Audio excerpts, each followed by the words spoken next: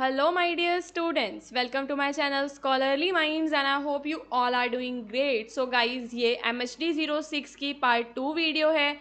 इससे पहले वाले वीडियो का लिंक आपको डिस्क्रिप्शन में मिल जाएगा। हमारे चैनल पे आपको MHD06 की 2 वीडियोस मिलेंगी जिनके अंदर मैंने कुछ इंपॉर्टेंट क्वेश्चंस को विद देयर आंसर्स डिस्कस किया हुआ है। सो स्टूडेंट्स, चलते हैं हमारे पहले क्वेश्चन पे। जो फर्स्ट क्वेश्चन है इसमें आपसे पूछा गया है कि छायावाद की प्रमुख जो विशेषताएं हैं वो बताइए। ठीक है, तो एक चीज़ और आपको बतानी थी कि जो हमारा MHD06 का पेपर है उसके लिए हमने एक गेस्ट पेपर प्रिपेयर किया है जिसके अंदर आपको सारे इम्पॉर्टेंट क्वेश्चंस के आंसर्स भी मिल जाते हैं। तो आप उसको डिस्क्रिप्शन में दिए हुए नंबर पे मैसेज करके परचेज़ कर सकते हैं एंड डिस्क्रिप्शन में आपको हमारे व्हाट्सएप चैनल का लिंक मिलेगा, आप लोग उसको भी ज्वाइन कर सकते हैं। ठीक है, तो छायावाद जो है वो हिंदी साहित्य का क्या था गाइस, एक महत्वपूर्ण दौर था जो लगभग 1918 से 36 तक चला। इस दौर में कविता में भावनाओं, कल्पना और व्यक्तिगत अनुभवों को महत्व दिया गया था। छायावाद के प्रमुख कवि में हमें जयशंकर प्रसाद, सुमित्रा नंदन पंत, महादेवी वर्मा और सूर्यकांत त्रिपाठी निराला का नाम देखने के लिए मिलता है। तो अपने आंसर में सबसे पहले हम छायावाद के बारे में एक छोटा सा इंट्रोडक्शन देंगे एंड देन हम जो है इसकी विशेषताओं को डिस्क्राइब करेंगे। तो सबसे पहली जो इसकी विशेषता है वो क्या है कि इस युग में कवियों ने अपने मन के भाव और अनुभवों को खुलकर लिखा। वे मैं शब्द का खूब प्रयोग करते हैं। ठीक है, अपने मन के भावों को बताते हैं, मैं शब्द का खूब प्रयोग करते हैं। छायावादी कवियों ने प्रकृति को एक जीवित और भावनाओं से भरी हुई शक्ति के रूप में देखा है। तो हमें उनकी कविताओं में प्रकृति का चित्रण मिलता है। पेड़, फूल, चांद, नदी, ये सब जो हैं हमें देखने के लिए मिलते हैं। और यहाँ पे नारी के सौंदर्य का और प्रेम का चित्रण मिलता है। कवियों ने नारी को सुंदर, कोमल और रहस्यमयी रूप में दिखाया है। प्रेम और विरह जैसे भाव नारी के माध्यम से व्यक्त किए गए हैं। इन कवियों ने भारत के इतिहास, संस्कृति और गौरव को अपनी कविताओं में दर्शाया। इससे देशभक्ति की भावना भी झलकती है। उसके अलावा रहस्यवाद, ये भगवान, आत्मा और रहस्यमयी अनुभवों को भी इस युग में अभिव्यक्त किया गया है और ये बातें अक्सर संकेतों और प्रतीकों से कही गई। कवियों ने पुराने नियमों को तोड़ा और अपने मन की बात खुलकर कही। उन्हें किसी बंधन की चिंता नहीं थी। ठीक है, तो ये सारे के सारे जो पॉइंट्स हैं वो आपको इसके अंदर बताने हैं। इनको आप और ज़्यादा डिटेल में बता सकते हो कि हमें इस युग में कल्पना की प्रधानता देखने के लिए मिलती है। छायावादी कविताएं कल्पना से भरी होती हैं। कवि असली दुनिया से हटकर एक सुंदर और भावनात्मक दुनिया रचते हैं और इन कविताओं में हमें जीवन, आत्मा, मृत्यु जैसे जो गहरे विषय हैं उन पर हमारी सोच और भावनाएं भी दिखाई देती हैं। भाषा सुंदर, चित्रात्मक और प्रतीकों से भरी हुई होती है और कविता की शैली जो है वो भावनात्मक होती है। ठीक है, तो हमने छायावाद के जितने भी विशेषताएं थी उन सबको पूरा बताना है। अच्छे से आप बताएंगे कि आत्म अभिव्यक्ति और प्रकृति के लिए प्रेम, नारी के सौंदर्य का चित्रण, राष्ट्रीय सांस्कृतिक भावना, रहस्यवाद, स्वच्छंदता, ये सारे के सारे विषय जो हैं हमें छायावाद के दौरान देखने के लिए मिलते हैं। तो जो छायावाद है उसने हिंदी कविता को गाइस एक नई दिशा दी है। इसमें भाव, कल्पना और आत्मा की गहराई का सुंदर मेल हमें देखने के लिए मिलता है। इस युग ने हिंदी साहित्य को और भी ज़्यादा समृद्ध बना दिया। फिर हमारा क्वेश्चन नंबर 2 है जिसमें हमें द्विवेदी युगीन हिंदी कविता की प्रमुख विशेषताओं पर प्रकाश डालना है। तो आप बताएंगे कि जो द्विवेदी युग है वो 1900 से 1918 के टाइम पीरियड को कहते हैं और इस टाइम पे हम क्या देखते हैं कि हिंदी साहित्य में आधुनिकता की दिशा में एक संक्रमण का ये काल माना जाता है। ठीक है, और इस युग के जो साहित्यकार हैं उनके नाम हमें बताने हैं। तो सबसे पहले हम ये समझते हैं कि द्विवेदी युग हमारा कौन सा काल है। तो द्विवेदी युग जो कि 1900 से 1918 के बीच का टाइम पीरियड है, इस समय हिंदी साहित्य में हमें आधुनिकता की एक नई दिशा देखने के लिए मिलती है और ये जो है संक्रमण काल माना जाता है। इस युग के प्रमुख साहित्यकार महावीर प्रसाद द्विवेदी ने हिंदी कविता को सामाजिक, नैतिक और राष्ट्रीय चेतना से जोड़ने का काम किया था। ठीक है, महावीर प्रसाद द्विवेदी के बारे में बताएंगे। उन्होंने हिंदी कविता को केवल भावुकता से निकालकर उपयोगिता और उद्देश्यपरकता की दिशा में मोड़ा। नीचे इस युग की कुछ विशेषताओं को देखेंगे, जैसे कि द्विवेदी युग में खड़ी बोली का जो है प्रचार किया गया था। खड़ी बोली का प्रचार, पहले की कविताएं ब्रज और अवधी में होती थीं, लेकिन द्विवेदी युग में खड़ी बोली को काव्य की भाषा बनाया गया ताकि आम जनता को भी वो भाषा समझ में आ सके। महावीर प्रसाद द्विवेदी ने इसे साहित्यिक रूप देने के लिए संस्कृतनिष्ठ शब्दावली और सुगठित वाक्य विन्यास का प्रयोग किया। इससे हिंदी कविता आम पाठकों के लिए ज़्यादा बोधगम्य और व्यवहारिक बन जाती है। उसके बाद इस युग में हमें भाषा में व्याकरण के नियमों के अनुसार ढालने का प्रयास होता है। तत्सम, तद्भव जैसे जो शब्द हैं उनका विवेकपूर्ण जो है उपयोग किया जाता है। भाषा को अपशब्दों और अनावश्यक उर्दू शब्दों से मुक्त कर शुद्ध, स्पष्ट और प्रभावी रूप में व्यक्त किया गया है। ठीक है, तो हमें भाषा की शुद्धता और परिष्कार देखने के लिए मिलता है। उसके अलावा प्रबंध काव्य का विकास हमें द्विवेदी युग में देखने के लिए मिलता है। प्रबंध काव्य यानी कि लंबी और उद्देश्यपूर्ण कविताएं इस युग में प्रमुखता से लिखी गईं, जैसे कि मैथिली शरण गुप्त की कविताओं के आप एग्जाम्पल दे सकते हो, यशोधरा, भारत भारती। इन काव्यों में संस्कृति, नीति, आदर्श और इतिहास के तत्व होते थे जो पाठकों को प्रेरणा और शिक्षा देते थे। उसके बाद इसमें हमें मुक्तक काव्य का विकास देखने के लिए मिलता है। तो इस युग में मुक्तक कविता भी लिखी गई जो छोटी लेकिन सशक्त होती थी। इसमें कवि ने बिना किसी कथा या पात्र के केवल भाव, विचार और संदेश पर ध्यान केंद्रित किया। ठीक है, केवल भाव पे, विचारों पे और संदेशों पे वो ध्यान केंद्रित करते हैं।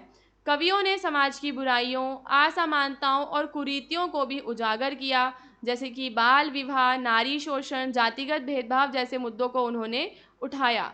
यद्यपि इस युग का मुख्य उद्देश्य उपदेश देना और सुधार करना था, फिर भी कवियों ने मानवीय भावनाओं को अनदेखा नहीं किया।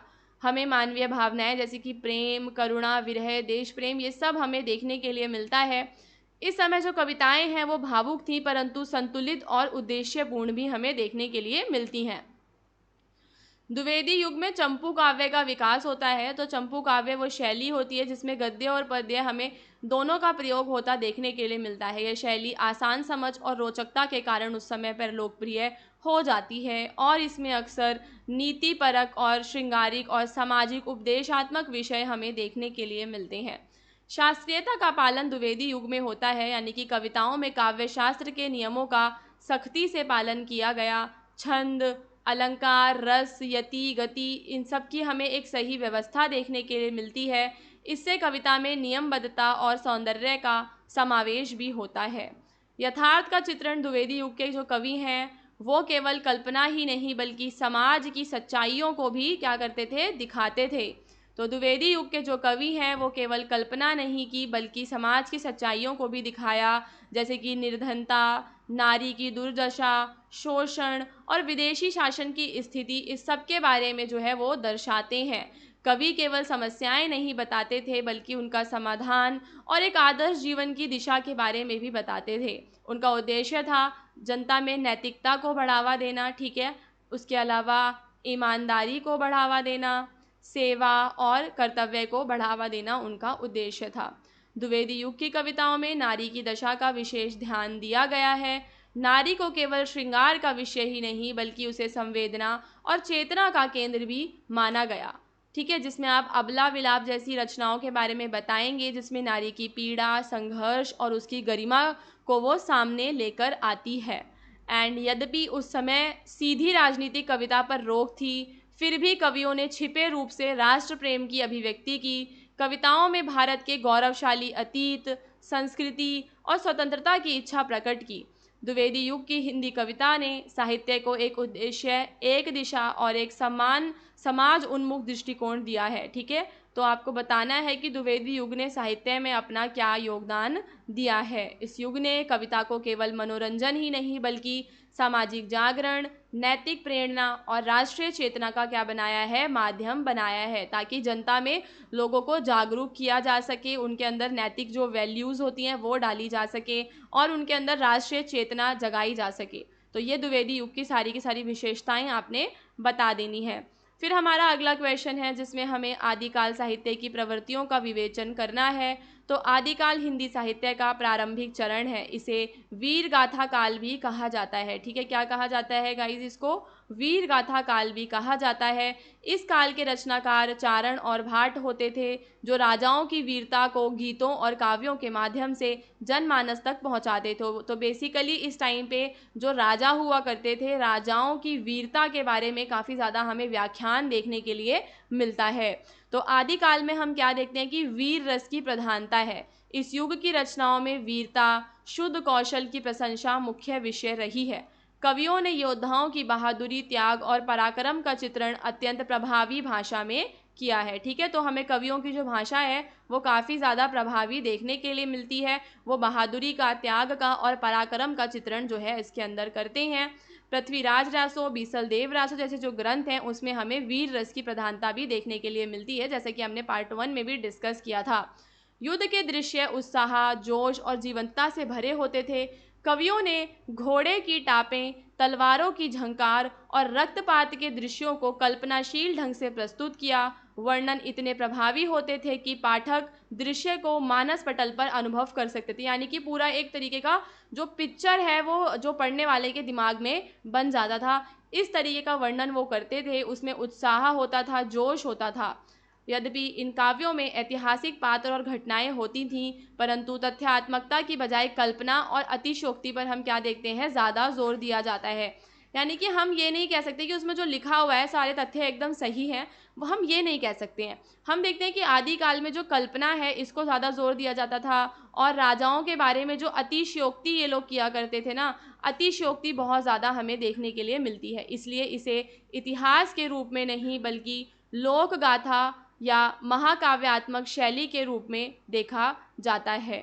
कवि अपने राजाओं या संरक्षणों की स्तुति करते थे। यह प्रशंसा अतिशयोक्तिपूर्ण होती थी, जैसे राजा को देवता, अवतार या अजेय योद्धा के रूप में प्रस्तुत करना। यह प्रवृत्ति आश्रयदाताओं को प्रसन्न करने और रुचिकर साहित्य रचने के उद्देश्य से प्रचलित थी।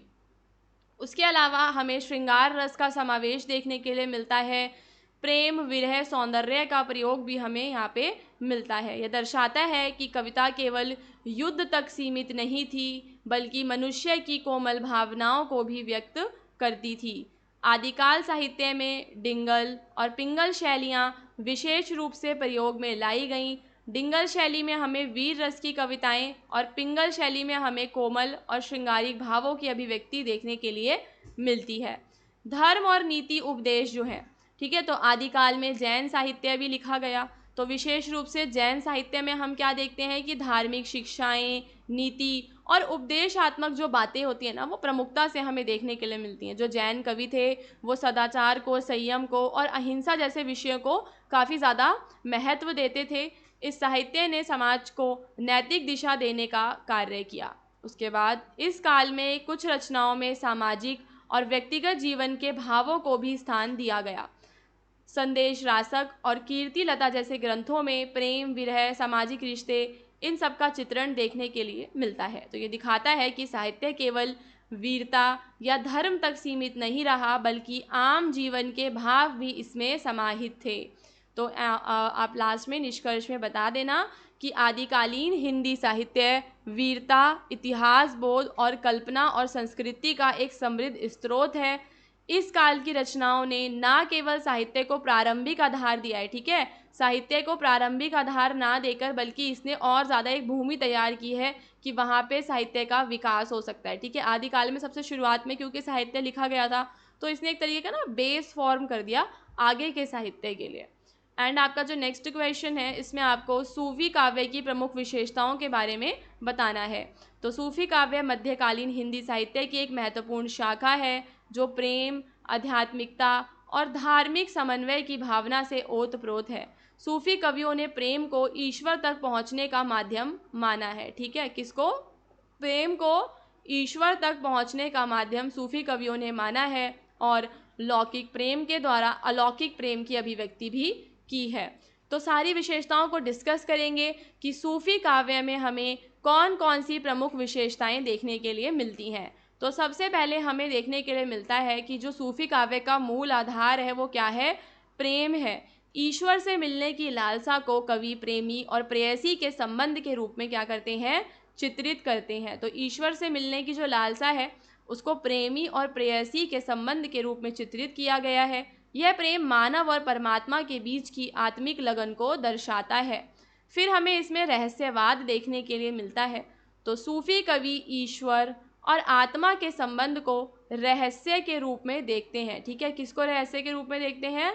ईश्वर और आत्मा के संबंध को रहस्य के रूप में देखते हैं। उनकी रचनाओं में शब्दों के पीछे गूढ़ अर्थ छिपे होते हैं जिन्हें केवल अनुभूति से समझा जा सकता है।